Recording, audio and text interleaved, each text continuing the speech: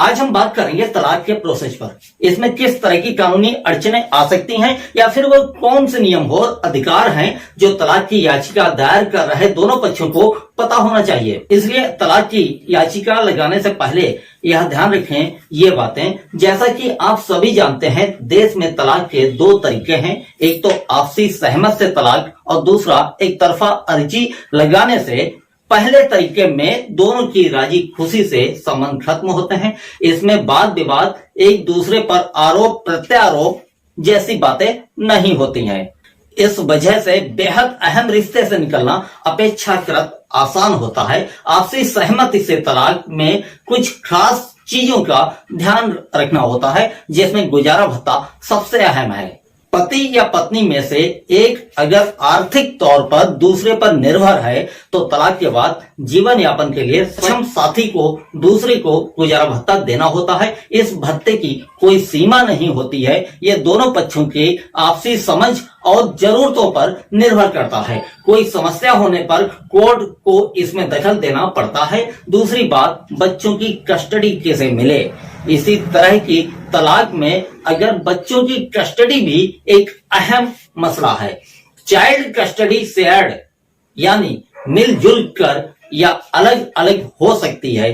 कोई एक पेरेंट्स भी बच्चों को संभालने का जिम्मा ले सकता है, लेकिन अगले पक्ष को उसकी आर्थिक मदद करनी होती है। अब सहमत से तलाक लेने का प्रोसेस भी समझ लें।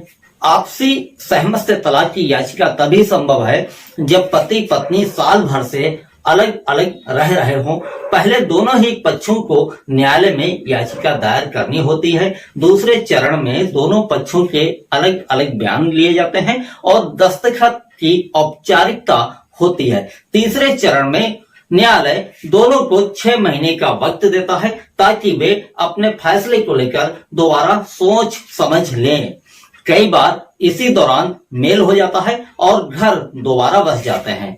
6 महीने के बाद दोनों पक्षों को फिर से न्यायालय में बुलाया जाता है। इसी दौरान फैसला बदल जाए तो अलग अलग की औपचारिकताएं होती हैं। आखिरी चरण में न्यायालय अपना फैसला सुनाती है और रिश्ते के खत्म होने पर कानूनी मोहर लग जाती है। लेकिन जब दोनों में से एक पक्ष तलाक के लिए तैयार ना हो तो रास्ता अपेक्षाकृत मुश्किल होता है। यहाँ दोनों पक्षों में संघर्ष होता है, कानूनी जटिलताएं होती हैं। हालांकि कुछ खास आधारों पर पति या पत्नी में से कोई एक न्यायालय में तलाक की अर्जी डाल सकता है। इसमें शादी के बाद यौन संबंध, शारीरिक मानसिक क्रूरता, 2 सालों या उससे ज्यादा से अलग रहना, गंभीर यौन रोग, मानसिक अस्वस्थता, धर्म परिवर्तन कुछ प्रमुख आधार हैं। तलाक की अर्जी दाखिल करने से पहले किसी वकील से मिलकर उसका आधार तय कर लें। जिस वजह से तलाक चाहते हैं उसके पर्याप्त सबूत पास में होने चाहिए। साक्ष्यों की कमी से केस कमजोर हो सकता है और प्रोसेस ज्यादा मुश्किल हो जाता है। अर्जी देने के बाद न्यायालय की ओर से दूसरे पक्ष को नोटिस जाता है और दूसरा पक्ष अपना जवाब दाखिल करता है। उसके बाद दोनों के बयान होते हैं, आपसी जिरह होती है, उनके वकील जिरह करते हैं। उसके बाद तलाक का आदेश या फैसला होता है।